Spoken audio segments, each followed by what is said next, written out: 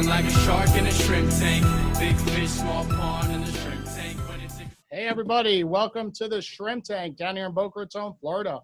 We're excited. This is our second Fireside Chat.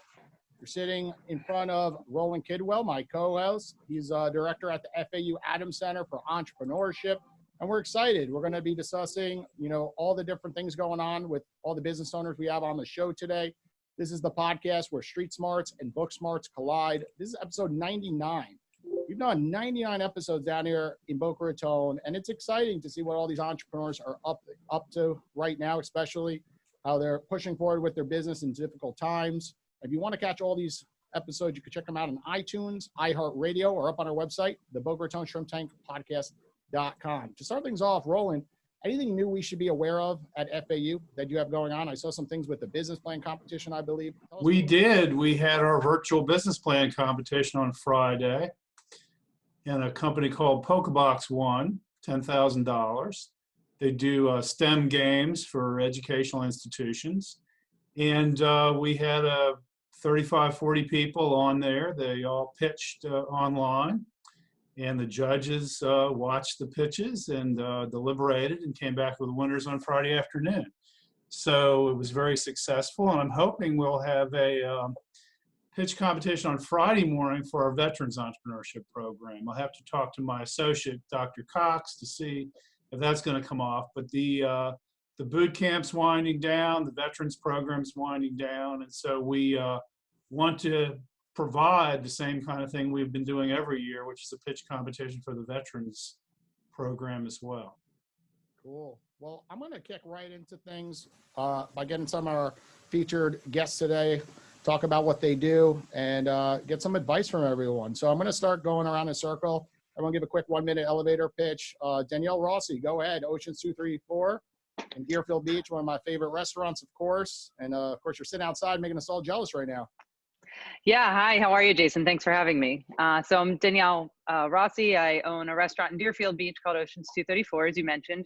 We are located right on the beach that nobody is at right now, and I'm sitting in an empty dining room, like a lot of dining rooms around the country right now. So current situation. Well, Danielle, this is what life is like for the rest of us, 365 days a year, pretty much. We have to go to our office and not see that beautiful view.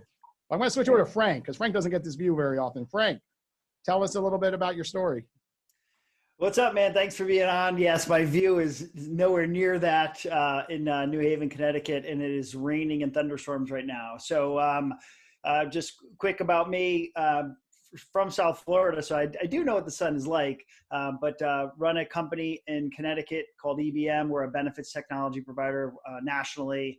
And we work with groups from about 100 to 2,500 lives and larger. So definitely excited to be on and talk about some of our experiences and what we're seeing across the nation. Sure. And what about LinkedIn? I see you posting all the time. That's how we got to know each other. I was on 5 Questions by Frankie, right? Or Frank, I forget which way it goes. But tell us a little bit about LinkedIn as well. Yeah, so LinkedIn has been a platform. I kind of showed up there 17 months ago and started creating some content. Gary V gave me some advice and said, get out there and start putting content. So jumped on LinkedIn, been creating there, like I said, for about 17 months, built a pretty solid audience there on that channel. And I run a podcast and a show there called 5 Questions with Frank. So, yep. And you were a guest. Awesome time. Yep. Yes. And we got Joe Cardenas, Aquaco Farms. Tell us about Aquaco. How's it going?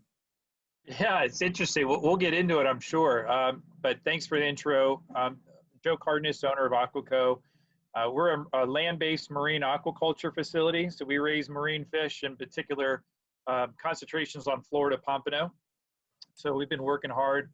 We're kind of always an outlier whenever we're on these shows and others. We're kind of a blend of agriculture, manufacturing, but if you want to call it that, but we provide a sustainable resource. So our fish go right to restaurants, resorts, retailers, without taking a single fish from the ocean. So a lot of work. It's been a couple years in development. We're based up here in Fort Pierce, Florida, but I call Jupiter, Florida home, and most of our product is working its way south of here. Yeah, and I got the opportunity to tour your facility. It's quite amazing. I think you're gonna turn into like what Joe Exotic did, turn into ticket sales everyone can start reviewing, you know, everything that you built. Vaughan, how's everything going at Kapow? I see all your Facebook posts, giving back to community right now. And I got to say, you know, give you a clap, you know, for everything that you guys are doing at Subculture Group and over at Kapow. Thank you very much. Again, Vaughan Dugan with Kapow Noodle Bar, part of the Subculture Restaurant Group. I also have another business called Kula Kits, which is a customized school kit program for schools, kind of part fundraiser, part crowdsourcing for elementary K through 6 school supplies. Like you'd mentioned, the restaurant business has been hit pretty hard. Danielle, I'm sure, can tell you a little bit about that. And we'll get into it too. But both of my businesses have been hit right in the knees. The education system is changed drastically, and so has the restaurant space. So lots going on. Sure. So I'm going to dive right in. You know, the next part of the Shrimp Tank we're going to go into is kind of how you guys are handling the current situation, how you guys have, you know, thought on your feet, for example. So I'm going to jump right back to you, Vaughan. Tell us what you're up to. You know, a lot of restaurants just close the doors right now, and I see that you have not. You know, I've gone to your restaurant, I've done takeout. I see that they'll deliver the food out to my vehicle. I see you're also giving back a lot. You know, a lot of people in your world have lost their occupation. The checks from the government have not showed up on time like they thought they would, and they really just need a bite to eat. And there is a line, you know, a mile down the road getting food from your location. So tell us about how you've kind of changed gears. So again, I appreciate that, and I can't even take credit for it. My partner Rodney Mayo has always, the reason I was so attracted to working with Rodney, he's got one of the biggest hearts in the industry. As soon as this started to kind of all fall apart for this industry, he immediately jumped to action. He formed a nonprofit called Hospitality Helping Hands, and he converted one of his primary locations, which is Howley's Diner up in West Palm Beach, to basically a facility to just serve people free meals within the hospitality industry that have lost their jobs. As a lot of us struggled to keep the takeout and delivery model working and open, we realized that there was much a bigger need for us to serve the community. And as much as we wanted to continue our business and establish our brand in the community and keep our brand alive, we realized there was a much bigger purpose for us, which was to serve the people in need. So we started getting private donations, some public donations. We started opening some of our locations up one at a time. So we started at Howley's, opened up Kapow in West Palm Beach and Hullabaloo, opened up Dubliner and Kapow in Meisner Park, and now we're open at Dada and Delray Beach as well. And we're only utilizing those facilities to serve meals, not only to the out-of-work hospitality folks, but also a lot of other local charity organizations who, because of what's happening, a lot of their volunteers have fallen. A lot of their volunteers are locked indoors now, so they can't supply meals.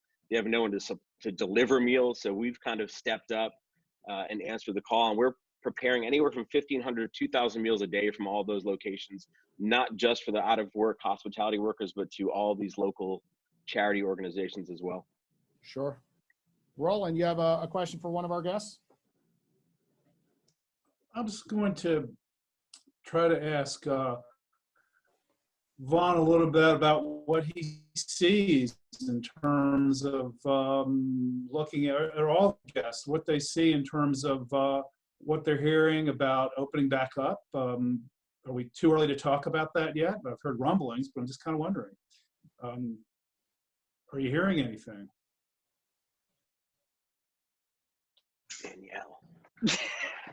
Danielle, we're picking You know on what? you. So I've when this started, you know, our governor instituted, I think it was somewhere around a May 1st date, and we kind of thought like it would just be like a close and open situation, and it's turning out to be a little bit a little different. And about 2 weeks ago, it felt like we weren't going to open till July, and then today I heard the governor did a call and he's actually considering opening restaurants sooner than later, and doing it and staging it. So we would go to minimum capacity or some limited capacity and then stage up from there. But again, there's nothing concrete. They've put a task force in place in Tallahassee relative to our industry, and they're working through that. So I think closer to Friday we'll have an answer. But I do know that some of the counties down here in South Florida are talking about opening their beaches. But again, it's a fluid conversation, and every minute, every hour, you kind of get a different take on what somebody's saying. Danielle, you shifted your operation around to do a little grocery store. Could you talk a little bit about that? Yeah, absolutely. So when this first began, we were one of the last restaurants that I think were left open, and we were watching everybody kind of close around us. And I was sitting with one of my suppliers the day before we closed, and I said, man, I just left Publix and there's no food, on the shelves. And he said, yeah, and I have all this food and I have nobody to sell it to. We kind of looked at each other and was like, wow, how can we fill this gap and this need? So stayed up through the night, filled out our website, put up grocery up there, and literally the next day sent out an email and started doing grocery immediately. We were self-fulfilling with delivery with our leadership team, and we've been doing that now for 3 weeks, 4 weeks. How many weeks have we been doing this? And it's been a great success. What day is it? I know. It's yesterday, tomorrow, True today. story. Yeah. Yeah, and Danielle, what I really loved about the situation is you have a lot of people in Deerfield and Boca that are in the condominium 70 and older, and they were ordering on Instacart, and Instacart would give them everything but sometimes typical like toilet paper or hand sanitizer, and you had access to those materials, which was great. And my mother lives in Boca, and she was ordering delivery, and she would be able to drive over, take a ride, and someone would just put it right on their front seat. So you're a great example of taking what, was given to us and switching gears, and it's pretty awesome to help out in this community at this time of need. I'm going to jump over to Joe. Joe, tell us, how you've been affected currently. Yeah, well, I could tell you 4 weeks ago is great. We're coming out with our 3 years of hard work, and our first harvest was scheduled for end of April. And we had it lined up with distributors and restaurants and just starting to get our foot wet out there. And then this pivot, right? So we've now, again, you go to the market. So we've switched over. A lot of our distributors have kind of moved on to retail, where people are still buying fresh fish, just preparing it at home or doing takeout. That side hasn't dropped off. But the other big shoe to drop is, we're right in the middle of an expansion. We're increasing tenfold the production to do about 500 tons from the current 50 tons a year of what we're doing. And that was about a $10 million raise. So you can only imagine, we'll get into this later, I'm sure, but not only pivoting your existing business and product, but then going out and trying to expand and raise capital in that environment. So I'll share more of that in a little bit, because it's actually not as doom and gloom as a lot of folks kind of perceived out there. And, the other thing I could add is staff's happy. We're essential business. I've probably worked harder in the last month and spent more hours here on site than I have, even prior. So our guys are happy.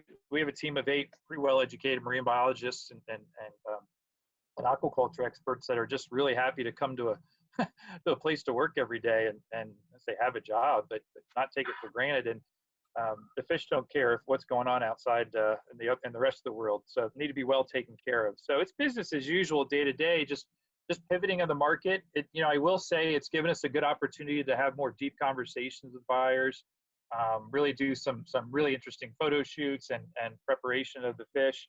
And that's time I wasn't counting on of having, but we've been able to do some really good one-on-one, just, hey, let's sit down and meet with chefs and just have some really good discussions. And it's played out really well. And so some of these things, again, allow you more time, but, we want to get back to business.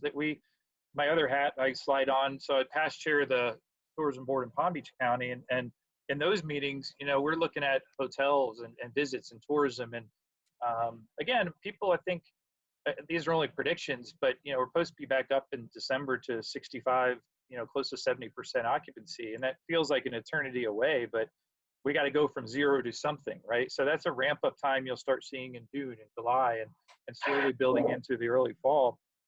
And I think that's a preparation time. It hurts, but it gives people kind of a new sense of normal and what's coming. And it's not, I don't think it's as far away as we think. Yeah. What you're telling me is I can't bring my son over to Aquaco Farms and drop a fishing rod in there and try to do some fishing if you have an extra supply over there, are you? We literally did that with someone a couple weeks ago, and it was a lot of fun. So no, that's not off the table. But well, if it's on the table, I'm coming, and Frank's coming with me. Frank, tell us what's going on in the healthcare world. You know, I see businesses closing down, which means they're shutting down their healthcare plan, and I'm sure you're affected. Tell us what's going on in the healthcare world. Yeah, so the weird thing is I did back-to-back podcasts, and they were both video. I had a shirt on about 10 minutes ago before we started that said outlier. And I feel like it would have been so appropriate for here, not only because I'm from Connecticut, but also just knowing that, you know, hearing what's going on. First of all, we're all going through something right now on the side of my business, which I don't think it's, you know, celebrating, but also a good thing is that we're thriving. So the business we're in is benefits technology. We're kind of a conduit between employer organizations and employees that need access to care. So we've been forced to work from home basically all across the nation. And now more than ever, organizations need access to self-service and the tools that we offer. So for us, we've seen a pretty big increase in everyone saying, hey, we need it now. We're trying to do everything we can to help clients and to get people on board. So for us, it's a little bit of a different thing, which, you know, sometimes feels weird to talk about because everyone's going through some difficulties right now. I mean, you know, just Danielle looking at a restaurant that's empty behind her, that's probably with that location off the hook.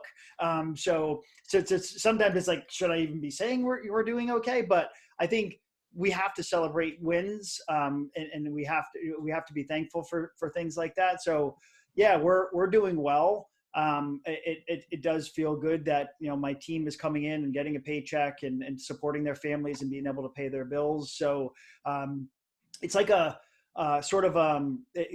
big rock was thrown into a pond. And people were right there at ground zero. You know, you got Danielle, Vaughan running restaurants. They were there. They got hit. And then you move back a few steps, you know, and again, how you were impacted. There's like a ripple effect. You know, we're more towards the shore, but we have clients in hospitality, you know, hotel chains, restaurants that were direct impacted that are like, hey, we need you. We can't necessarily afford you right now. So what can we do? And that's what we're doing. We're doing everything we can to, you know, it's what you do now is so important to your clients that they'll remember how you acted now in 6-7 months from now when we rebound. And I think people need to realize that we're resilient. We'll get through this. And the things you do now, people will remember. And let's talk a little bit about LinkedIn, because guys, for everyone watching, Frank, you know, he posts every single day. He has custom content that goes out, and people love his message that he sends out there. So tell us a little bit about how your message is staying the same or different. You just said it's kind of hard to say, hey, I'm doing really good when there's so many people that are out of a job, you know, but you send such positive vibes on LinkedIn. So tell us a little bit about LinkedIn right now. Yeah, so LinkedIn, it's funny to talk about. So the content I create on LinkedIn, I rarely talk about what it is I do for a living. I don't show up on LinkedIn to sell and to find my new prospect or build the pipeline. I show up there to share stuff that I go through. So for me, kind of nothing in my messaging has changed with COVID as far as, you know, me trying to be specific. I think a lot of people on the platform, you know, I call it COVID content creation, CVCC. A lot of people are out there like, hey, let's talk about COVID. We're getting engagement here. For me, I'm just trying to share stuff that we're going through as a business. Before some of the real stuff happened, I talked about, you know, me being an entrepreneur, things people should be preparing for if we do hit a recession. And, you know, here we are now in the middle of it. So I tried to share some experience that I went through 2008.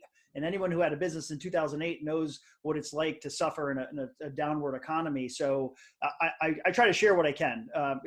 Will everyone relate? No. But I feel like, you know, things that we can share and collaborate. I think a lot of people are going through some tough times right now. I shared how I lost my job, you know, a while back before I started my first business.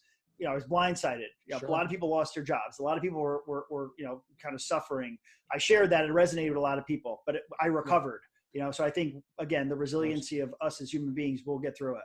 And this is a crazy time right now where your job might not be affected, but then you have family members where maybe your parent is in a nursing home and you can't see them, you know, or maybe they're not in a nursing home, but they have these, you know, underlining factors that put them at risk. So you're not allowed to see them. So I think it's really hard to judge people right now. It's really easy to be like, oh, must be nice because their business isn't, you know, losing value, or your Amazon and, you know, orders are flowing in, right? and they're hiring and hiring. But, you know, it's really, you got to look at it from a different perspective. Everyone's going through this together. Roland, you have a question for one of We're our going to feel the impact over here in a lag at FAU. And by the way, let me say that anything that I say on this show does not reflect the opinion of Florida Atlantic University. I want to put that disclaimer out there.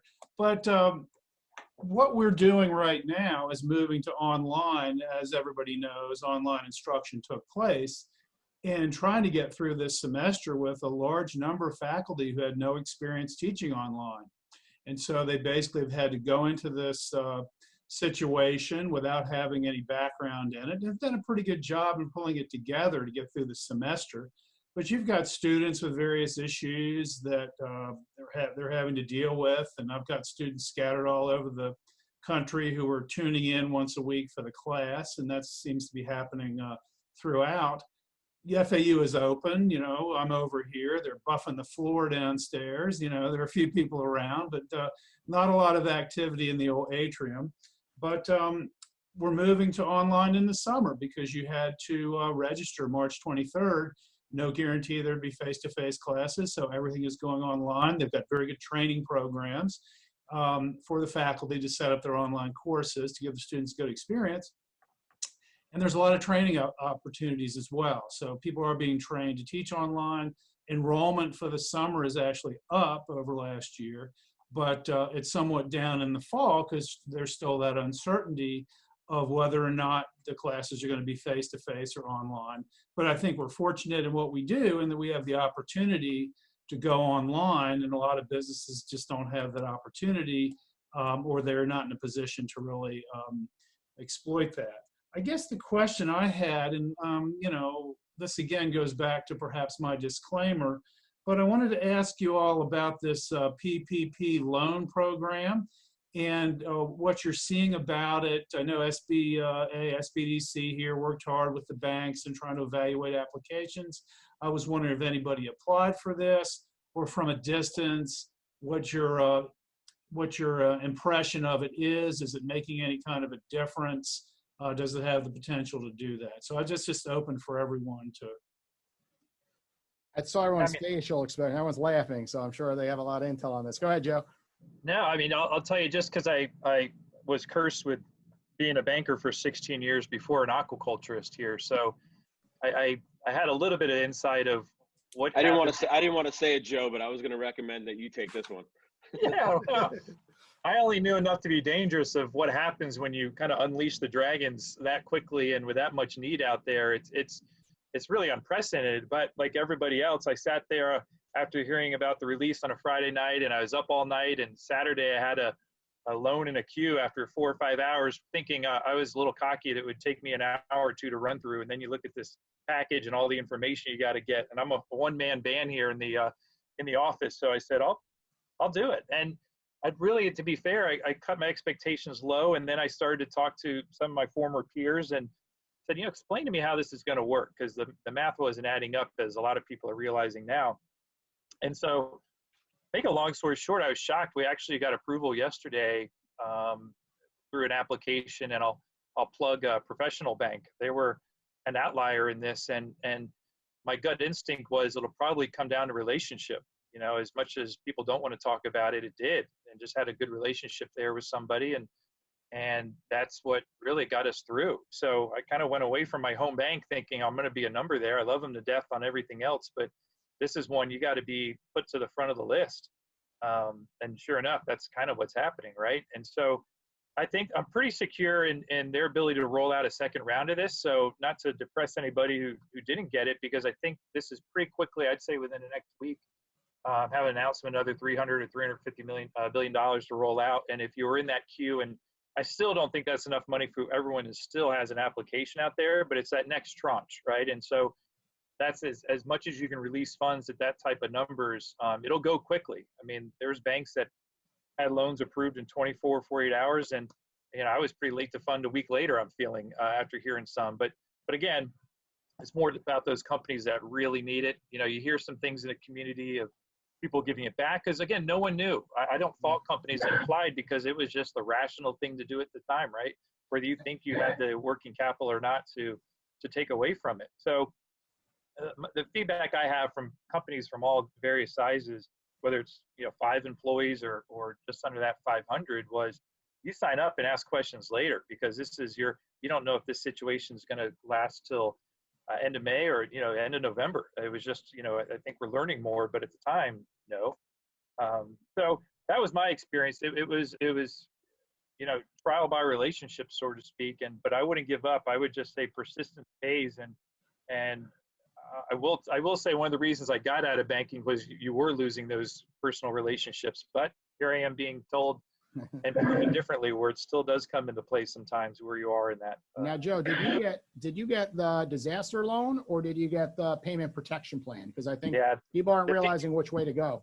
The PPP, I applied for both, and I haven't heard, other than about 4 days after applying on the EIDL loan, the disaster loan, that it was received. But afterwards, I haven't heard a peep out of that.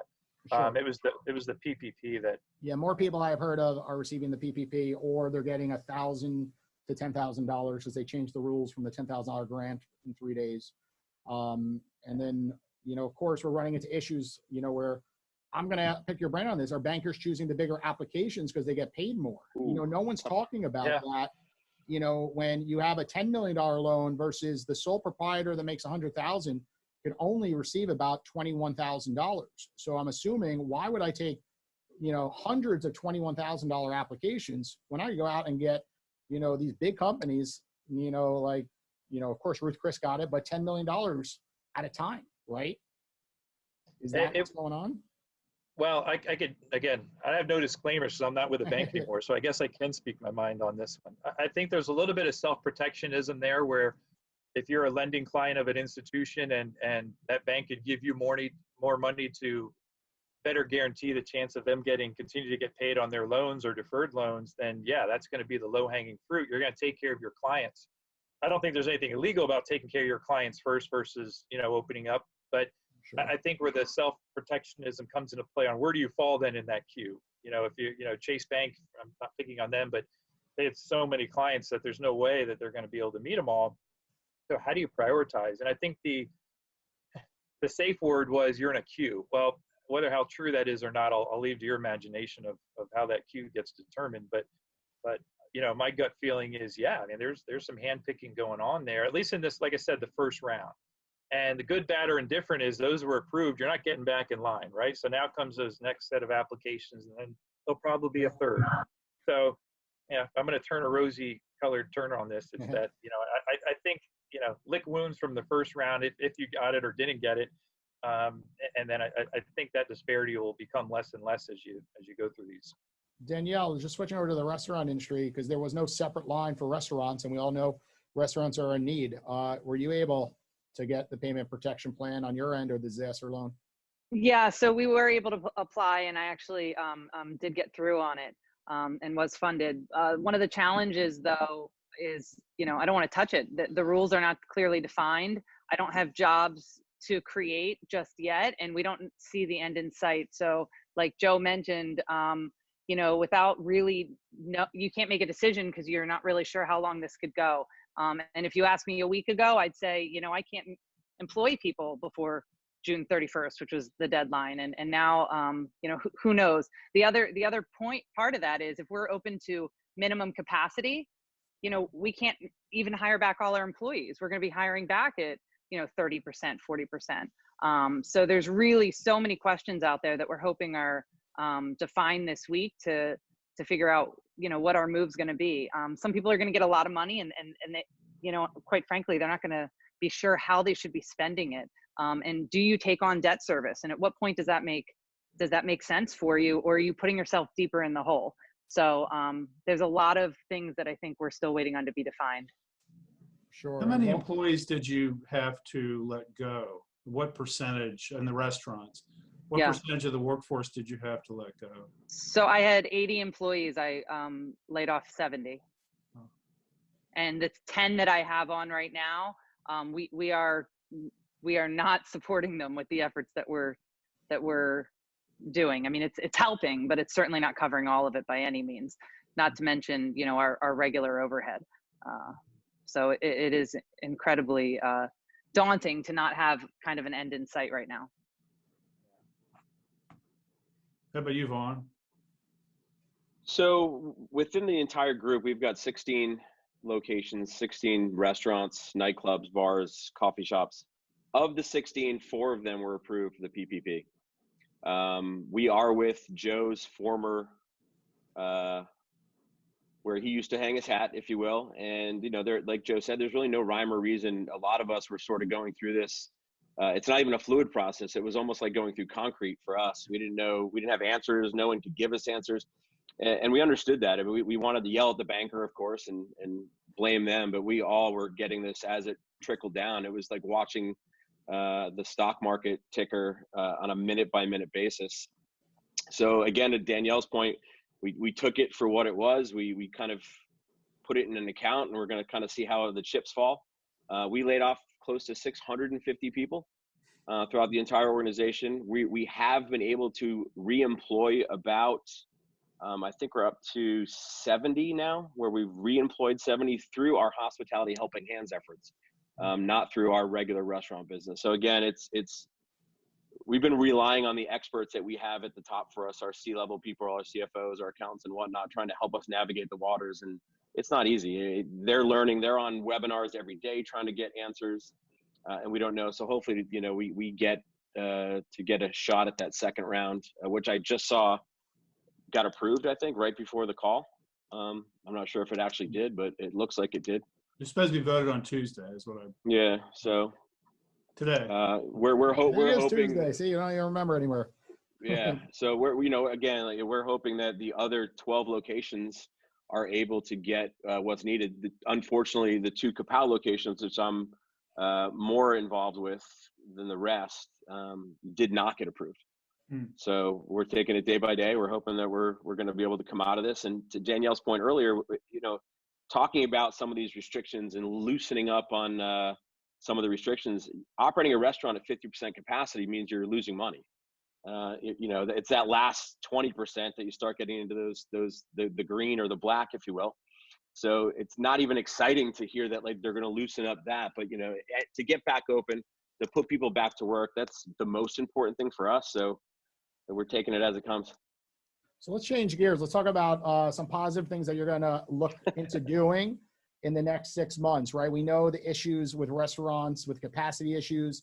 You know, you both, Vaughan and Danielle, have really thought on your feet, you know, in the current times, but now looking at what you're just mentioning, you know, this is going to last a while. So I'll pick on you, Danielle. What are you going to do? What's your game plan, you know, in the future? What kind of neat ideas have you come up with to kind of come out of this on top?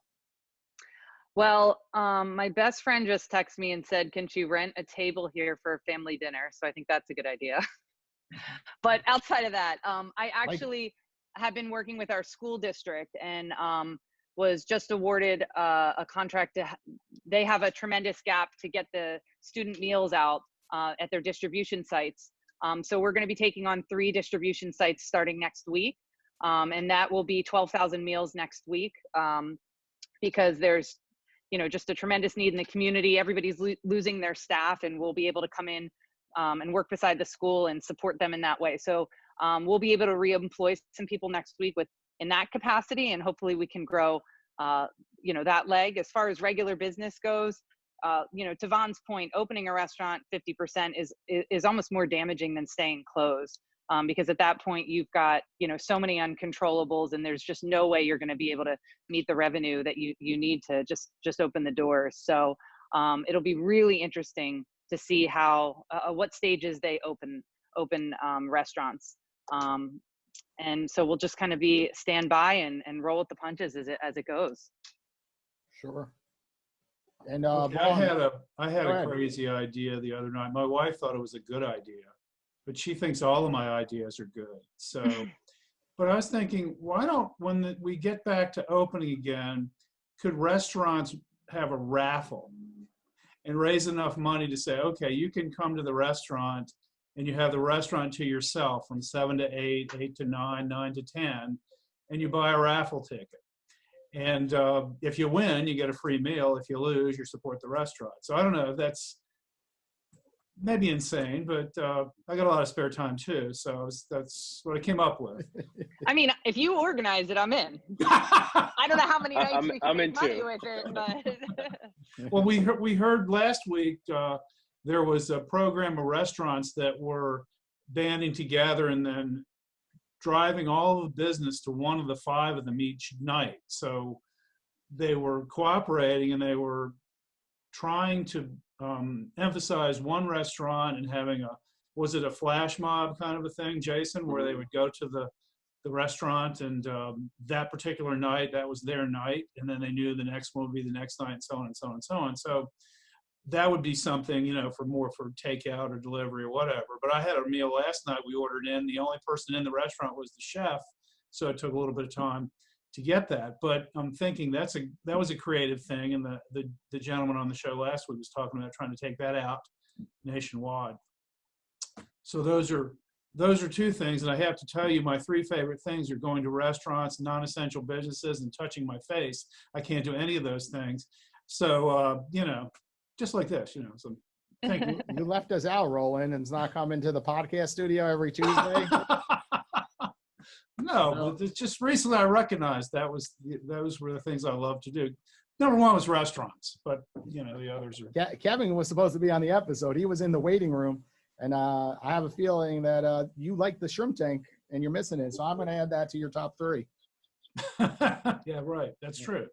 And your nickname on Instagram is the Shrimp Doctor for everyone listening. It is. It Yes. is, and at least one of you is following me. I really appreciate that.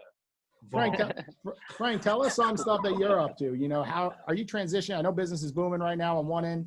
Tell us, what you're going through on doing things different at this current time. Yeah. So I applied. I think Joe made a good point. I applied for the PPP loan too. I think looking out, there was no kind of like a line, like, okay, if you're a restaurant, if you're a hairdresser, a gym, you're going to get in the front of the line. And then the other people, if we have more money, you're going to be eligible. I think that I would have been, I'm still all for that. I feel like I don't know where we're going to look like. Joe did make an awesome point. We're good now, but if this continues to happen for 2, 3, 4, 6 months, or if this happens again in September, October, what's that going to do to us? So I feel like, a lot of people that did jump on the bandwagon for the PPP loan were like, hey, listen, they're giving out money. I'm going to get in line, because if it ain't me, it's going to be somebody else. And if I need it, I'm going to use it. If not, I got a 1% loan for 2 years. So, I think, that's my take there. I didn't get any money. So, there's that, but, they did approve the $484 billion more. So, we'll see what happens there. But I mean, for us, we're trying, I think the conversations have changed. I think for anyone who's still doing business or trying to do business, it's a different narrative. I don't think that you've got aggressive salespeople reaching out and ringing off the hook and trying to do things. I think now the tone is different. I think now it's more about, building relationships. If you have something that clients need, I think it's a good opportunity to continue to market in a kind of right way with your messaging and not seem opportunistic. But I think there are companies that can thrive. I think there are things that we need and businesses can provide. So those that can do that, you need to get out there. You need to put your brand out there. And so investing in the marketing dollars still needs to happen. So we're doing, making sure that people who may need us know that we're out there as an option. We also did, I applaud the stuff that restaurants are doing, knowing that they're suffering, but they're still giving back to the community. We kind of did the same thing to say, hey, listen, if you're a company that needs technology and you can't afford it, it's not in the budget, reach out to us. We'll absorb the cost. So we did that for 5 companies that knew they needed it. The HR people were overstaffed, and we said, hey, we'll pick up the tab for it. So we're doing what we can to not only make sure that we keep our current clients, let them know we got their backs. But also if there's clients out there that need us, to make sure that they understand what we do and how we can help. So I think there's a balance of, making sure you can do what you can to continue to sustain, everyone out there. I mean, Vaughan's company with all those people, I can't imagine having to do those types of layoffs. it's to know that there's people that don't have a paycheck, that can't get money, that have bills to pay, that the stress alone would eat at a business owner. I know it would tear me apart. So there's a lot of people that are going through way more difficult times than us. And I think as all of us need to be doing our part to make sure that we try to get this economy back on its feet. Sure. And you bring up some good points. We're seeing a lot of business owners giving back during this time. It's a great time to go on to some of these video courses, get some knowledge. So when we do reopen, you kind of have that extra expertise. Maybe it's Google ads, maybe it's Facebook ads. All these courses are being given out for free today, I'm noticing. And additionally, a lot of places are giving grants on that level, right? I've seen Facebook have their own grants in Google where if you have an account with Facebook, you run ads, you could apply and help, Oceans 2, 3, 4 running ads all day and getting the message out. So there's tons and tons of programs all over the internet. You just have to, go out there and explore everything. I'm going to bring it back to you, Frank. I want Frank to ask someone else a question, being that he's the only one that's not been on the main shrimp tank here in the studio down in Boca. He's from Connecticut. Go ahead and ask Vaughan, Danielle, or Joe a question. Let's switch it up and have each of us ask questions to one another.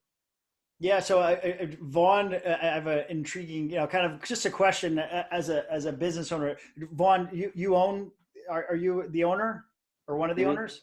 Yes. Okay. All right. So you knowing the same things as entrepreneurs, anyone who owns a business, and of course we're all business owners, but with the level of people that you have, what's communication been like? How have you, because I know me struggling, I think communication's huge. What I don't want is my team, the whole time we've, letting them know, here's where we're at. We got money. You're not at risk. We got money in reserves. Your paycheck is safe. You're going to be able to pay your bills. I've been over communicating with the team because the last thing I want them to think is one day they just, hey, you're laid off. See you later. And I know some companies couldn't avoid that, but communicating with the people, and you said you brought some people back. How has it been communicating with your team to say, listen, we're doing what we can and we'll bring you back when we can, but obviously you can't. So how's communication been from a leadership perspective? That's actually a phenomenal question. And we've done everything from, am I muted here? Oh, good. Oh, good. Thanks. Sorry. We've done everything from, we have Facebook chat groups going on. We're on WhatsApp with all of the former management. And obviously we're bringing back our key employees first and foremost, or retaining them first and foremost for the obvious reasons. It was tough. I mean, to lay off that many people, everybody from the dishwasher all the way up to the bartenders, the servers, a lot of them don't understand why. A lot of them think they, for lack of more PC words, got screwed. But we were forced into laying off almost everybody. So it was really challenging for us, but we've been overly communicating.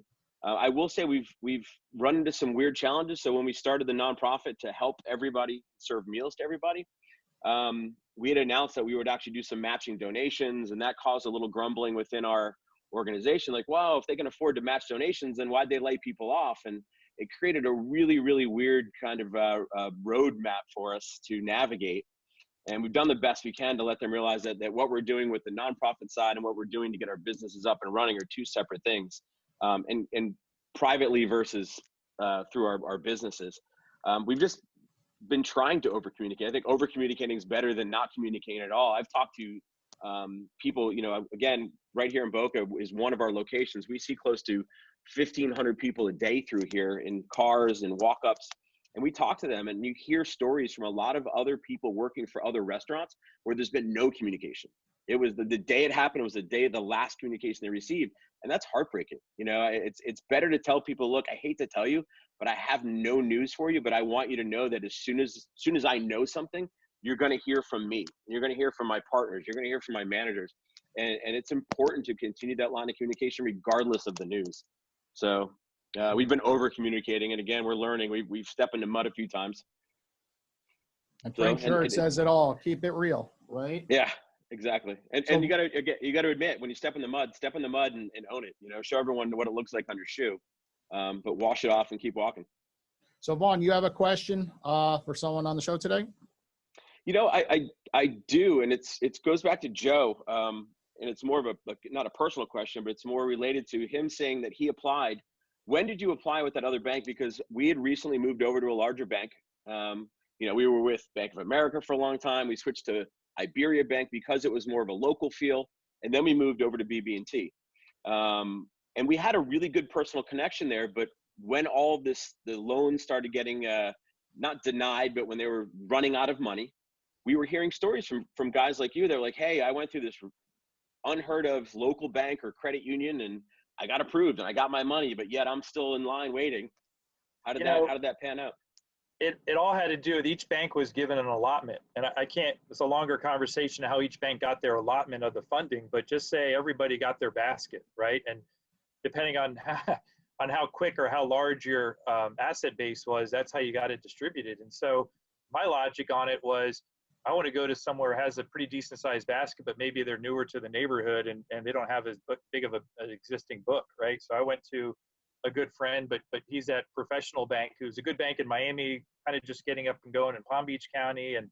And so I just had a good one-on-one conversation and said, gosh, I think I like these chances better than, and you named it. I'm a BB&T. I love them. I work there. I was, I'm really going to say this honestly, but I still didn't like my chances of being a past employee, having my business accounts there, personal, you name it. But I just know what they have to do at a portfolio that large. You're at the end of the day, you are going to be a number. And so that was just a gut feeling I had in the beginning where, gosh, I really better know the other person on the other end who's submitting this, and they better have a fair shot. Meaning if they don't have an idea of how much they're lending in their client base, then if they're honest, they'll say they're going to do all they can, but it's really up to the powers to be up the food chain. So I don't know if that helps or hurts the conversation, but it was right. I have a good friend and he actually invested in our company and he owns preschools, 2 or 3 of them in the county. And, he had existing relationship, but he went to a small community bank over near Tampa that happened to build a niche around preschools and he got his loans done. So, it happened so quickly. No one could fault themselves for not seeing all this or forecasting because who knew, they're kind of lessons of how the program rolls out and how each bank operates. So when the dust settles, it's just, hey, I have other people who applied 4 or 5 places and it was first come, first serve. They weren't declined because they had 4 other applications, other banks. They just said, I'm going to take whichever one calls me back or my application gets accepted. So that kind of throw it against the wall mentality worked for a few people as well. So real quick, can I just add to that really quick or tack on to my question, Joe? Would knowing what you know and kind of you being someone on the receiving end of this as a business owner now, what would your advice be right now for somebody that maybe has applied, didn't receive a confirmation per se? Do you still think just go crazy, apply everywhere you can, or? Yeah, I mean, that's a big question right now I'm getting from a lot of my friends that have small business. Yeah, 2 weeks later, these queues, call it, if you will, are somewhat full, right? And if it's first come, first serve, which is the right thing to do, if you can't show any bias, that's arguable. But if you can't show any bias, you have this magic queue, right, that you're put into, and it's almost like the lottery. And so, don't do anything to jeopardize your space in the queue, if you will, because even if they roll out a 3rd or 4th round, that's likely to potentially get funded. But that doesn't mean you can't talk and chat with other folks and have another application in someone else's queue. That's kind of my philosophy on it is, I don't know who that would be today. It's just crazy, right? This got rolled out like 2 weeks ago and we're calling it late, right? It's insanity, but it's kind of the truth. That's how fast things moved and people moved on it. So I would say continue to communicate to the person or the bank that you progress with. But if you're not getting a warm and fuzzy feeling, start talking to others. And even if you have to be next in the queue, you might not get this next round, but be persistent. Because my gut feeling is this isn't the last one and we might see a few more. And if this bleeds on, those people that even got funding in the first, right, it's only 8 weeks, basically 8 or 10 weeks of paying payroll. So, there might be a double dipping, so to speak. I'm fiscally conservative as anybody, but, at the end of the day, this is uncontrollable. No one, this wasn't your decision to shut your business at the end of the day. This is kind of a forced hand. So this is just unique times that we're in. Vaughan, and you can be creative. What I've seen others do is they've opened up bank accounts at other locations and then they become a customer overnight and then they're able to get on the waiting list sooner, So I've seen people do that and then additionally apply 3-4 times like Joe has mentioned And the second they get one, that's all they care about. So you can put multiple applications in. Also, look at the banks that are cloud-based. You know, think of ones outside the box, like cabbage.com. I've heard a lot of great things about. They're used to dealing with small loans all the time, and they have access to work with anyone up to 10 million. So go after their cloud. They're used to doing a large amount of loans quickly. They're cloud-based. So check out something like cabbage.com as an example. I'm going to push it back to Joe. Joe, do you have a question for anyone in the room right now? You know, I'm kind of in a different box, but I guess for Vaughan and Danielle, maybe tell me, I mean, if what I've seen anyway from all this is that if there's a silver lining in any of it, is that we're kind of uniting everyone in the community again. Restaurants have always done a really good job of that farm to table mentality and using as many good local vendors as you can. I'm starting to see that a little more in retail now, you know, where people are having to say, hey, you know, here we are, we got 10 farms in our county, and now that people have a demand, we're kind of starting to match the crop, so to speak. But do you see that expanding? I know I just selfishly and personally, I know you both, and you've done a good job of kind of filling out your vendor list locally, but do you think that's a trend that's only going to get stronger from this? Do you want me to go, Vaughan? Sure. Sorry, I didn't Okay. point the question, but probably both have good well, feedback. he's not unmuting and he's not moving, so I was like, I guess I'll go. So anyway, it's interesting because I'm noticing already that the supply chain is thoroughly screwed up right now, and you know, even though restaurants aren't open in the state, all of a sudden, like, we're having a hard time getting products. So it's really going to be interesting what's happening. They say that, you know, farmers are struggling incredibly. So yeah, I'm going to be looking for all those alternative sources, and supporting local. I mean, for example, we got a dog this week because that's what you do when you're in quarantine. And my daughter wanted to buy a dog collar, and she wanted to go to Petco, and I said, no, go find a local store. And she was like, what? And I was like, then I went on this rant about it. And, you know, while I've always thought that before, now it's like it resonates so much. So it's so real nowadays. And I know that's what people are doing for me when they go to order their groceries. They're, you know, it's probably easier at this point maybe to go to Publix, but they're going out of their way to order from us. So it's really important that we look to those alternatives. Yeah, and I just would echo that. You're seeing that, especially now with the produce, you know, we're all looking to buy local. There's so much produce going to waste and being dumped literally out into the Everglades and to the side of the road. So we're working with a lot of local farms directly where we would have worked through a distributor in the past. So it's cool to see that. Again, I don't know if that relationship will be possible when this all comes back online, but taking advantage of it while we can. Yeah. Danielle, do you have a question for anyone? Yeah. So for Frank, Frank, you're in a different industry than we are here, obviously. But you know, I've been saying that, you know, in my industry, that if people think they're going to reopen the same way they closed, they're in for a rude awakening, because, you know, we've all got to change. So many things are just never going to go back to the way we knew them. So do you notice anything in your industry and what you're doing that is going to kind of mirror that experience? Yeah, so you bring up a really good point that a lot of people are, you know, we want to open, and everyone's waiting for I don't think it's going to be like the starting gate and it's going to be, everyone's going to run. I think there's going to be a portion of people who have been cooped up, who want to get out, want to go to their favorite restaurant or whatever it is. And then there's going to be a very large portion of people who are like, hey, there's no vaccine. We still might get this. And they're going to be very cautious about what they do, and maybe, you know, little by little kind of dip their feet in. And then when you look at restaurants or other organizations, you know, yeah, you might, let's just say your restaurant holds 500 people. You might only be able to put 100 in there because of having people positioned around. So I think looking at how this is probably going to be the new norm for not just when bars get lifted and we're allowed to reopen. In our state, our governor said May 20th. He's not thinking about anything until May 20th. So when you look at May 20th, it's not like, hey, we're back to normal.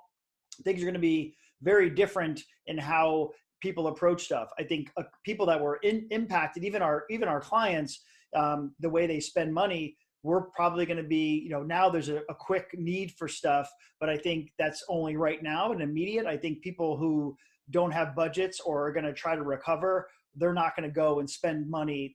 I think the tightening of the belt has happened, and people are going to be very cautious about how they spend money. So especially even for our industry, our technology isn't cheap, and it is a big investment.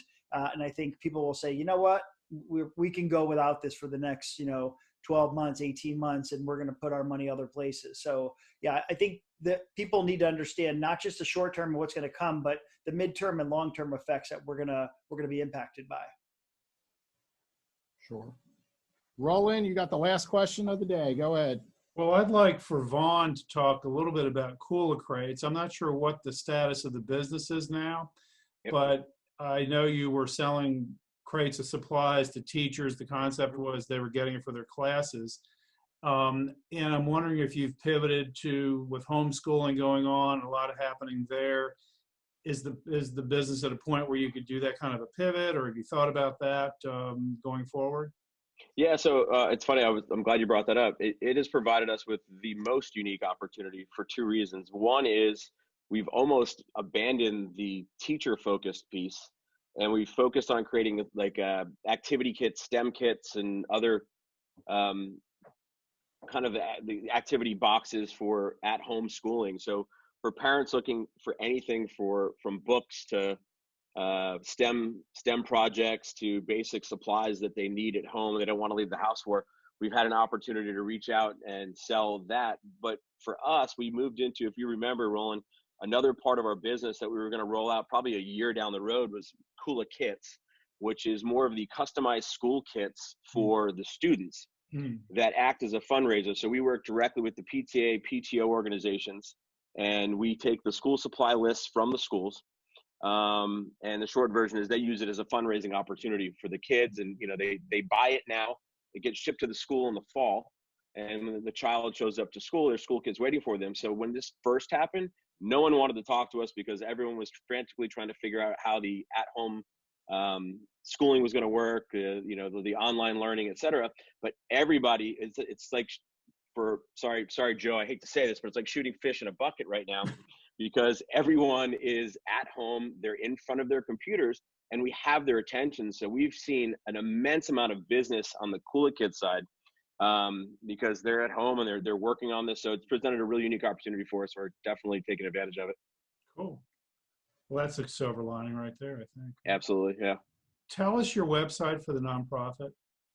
hospitalityhelpinghands.org. Great. Okay, well, we're going to wrap today's episode with something a little different. I'd like everyone to kind of share, a story that's maybe funny, going through this entire process that they've occurred in their business or personal life. And also tell everyone, the audience, your company, if they want to reach out to you, if they're listening and want to pick your brain on something. So I'll start, so recently everyone knows I'm in the financial service business. I have clients that I help manage their investments, their insurance for, and I got an email that someone had passed away. And I was like, oh no, I just spoke to this person 3 weeks ago. I felt so bad. Of course, everything under the sun was going through my mind, what occurred, of course. And I call up and I'm leaving a message on the machine and she picks up and I'm sitting there like, you're alive. It was one of the crazy experiences that I've ever gone through in my field. I've been in the industry 13 years now. So, that was just, mind boggling, of course, she was so happy that I called, that, here I am doing my job behind the scenes on her behalf, reaching out to her family members in a time of need. Of course, there was no need, but this is just showing like companies making goofy mistakes right now. People are working at home, hitting the send button. Who knows how that send button went out to hundreds and hundreds of people by accident. I later found out. That was one thing. And then also, there are some things that we're benefiting from today. We're learning, hey, we don't need as much, that we thought to live on, like we had in the past. One thing, my family has done is just figure out how to not drink coffee as much out. We figured out how to get Starbucks coffee at home, brew more on our own, and just kind of do some fun activities with the kids, like going fishing. I mean, I can't remember the last time I went fishing, and finally there I am buying fishing rods and fishing on our little lake, and hopefully one day, over with you, Joe. So Danielle, tell us, your situation, one funny story and some positive things that have come out of this.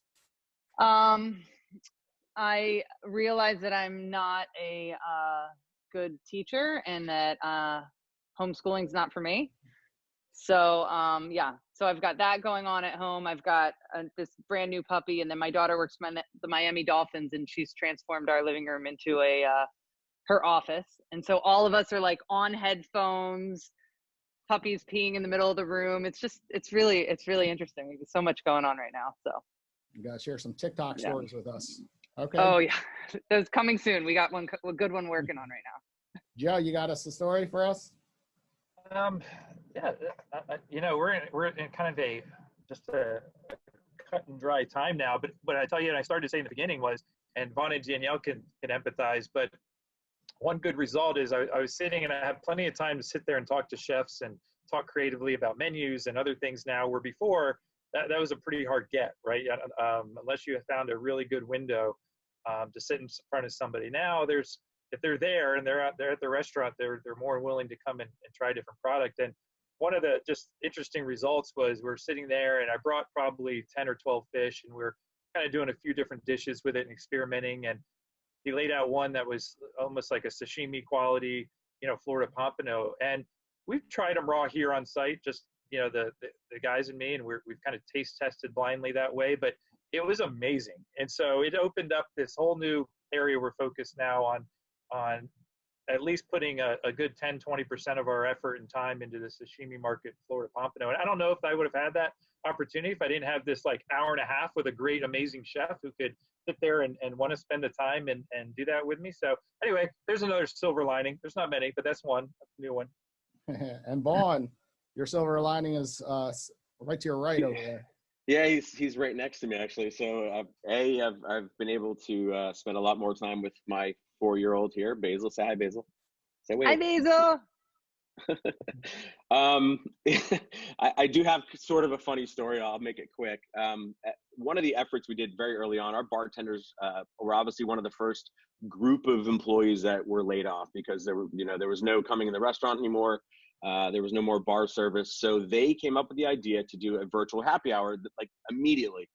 And I fortunately have a space for one of my other businesses. We make tonics and bitters for the cocktail industry, and we have a full bar set up in my warehouse. So they thought it would be great to do a virtual happy hour. We went live on Facebook. Blackened Whiskey, which is owned by Metallica, is a phenomenal whiskey, which was also distilled by master distiller, who's behind Whistle Pig and some other big brands. They sponsored it, and things got a little out of control because the staff got a little drunk, and we were doing this all live.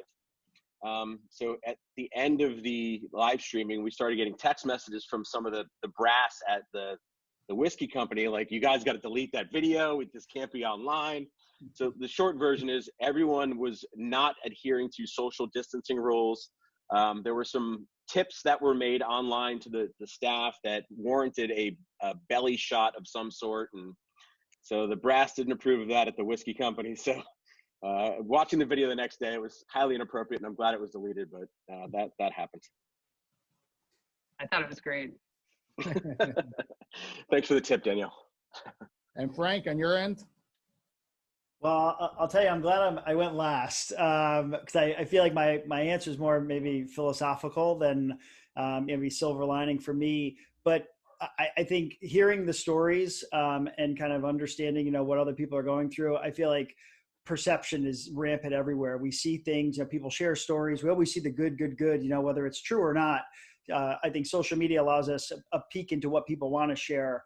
I think being isolated and not having access to things has humbled a lot of people. I think stuff that we took for granted that we don't have access to, like toilet paper, is some stuff that's like, wow, we live life, we go through day in, day out, we take things for granted. So I think that people, me particular, even just now, I think having me on this panel has been enlightening for me. And I really respect the three folks that you introduced me to, because I have a deeper respect for what they're going through. I think people need to understand that we're all going through something different at different varying levels. And I'll tell you, we have to be thankful for what we have. I feel like sometimes we take the simplest things in life for granted, and we should be thankful for a lot of things, and strip away material things and you see what's left, or you see who's left. And that's what matters, man. So thanks for having me on. Absolutely. And I guess, Roland, go ahead, share. We forgot about you. Go ahead. Well, we had a friend who lost her job in retail. At the same time, she's trying to start out a salon to cut hair and do some other things like that. And just so happened, after a couple of virtual happy hours, we decided that wasn't going to cut it. So we had them come over our house this weekend and had a big crab feast. And during the course of we got them from True up in Boca. Just want to let you know they're there. They're Louisiana crabs cooked the Maryland way. And I'm gonna do all kinds of shout outs here. Anyway, so they came over for a crab feast and we had that. And we were talking about her business and how they were going to turn the electricity off in the place where she was cutting hair. She hadn't been going in there anyway. And I said, well, do you know, you want to come over tomorrow? You can use the pool. I just need a haircut. And so there's the result right here. It's a very safe and, I don't know, masked haircut. I'll put up a picture on Instagram so you can see it. But I just want to shout out to Barb and tell you her handle is foreverbeautiful_you. If you want to get in contact with her, check her out. And you can have hair like this. I'm not going to show this part back up here, but there's nothing there. All it takes At any rate, so it was a great weekend. We had some nice crabs, got a haircut, and I'm still here. We're all great. We're all safe. Well, you don't have mine. I did it myself. That's why my hair, I can tell. half of it is missing on this side, because I buzz too much. But anyway, thanks for coming out to the Shrimp Tank. Joe, Frank, Vaughan, Danielle, our audience listening. You catch all these amazing episodes, 99 of them, up on iTunes, iHeartRadio, up on our website, theshrimptankpodcast.com. We're going to do these fireside chats every single Tuesday at 4 p.m. live on Facebook. And we have an amazing couple episodes on the way, featuring our 100th episode next week. We're going to have the CEO of Shipmunk coming on. We also have Scott Adams, who originally was the donor behind the Adams Center for Entrepreneurship, and also Heather Monahan, whose podcast right now is running in the top 100. So everyone listening, come on and join. Been a pleasure, and take care, everybody. Thank you. Thanks for having me. Thank you. Thanks. I've been feeling like a shark in a shrimp tank. Big fish, small pond in the shrimp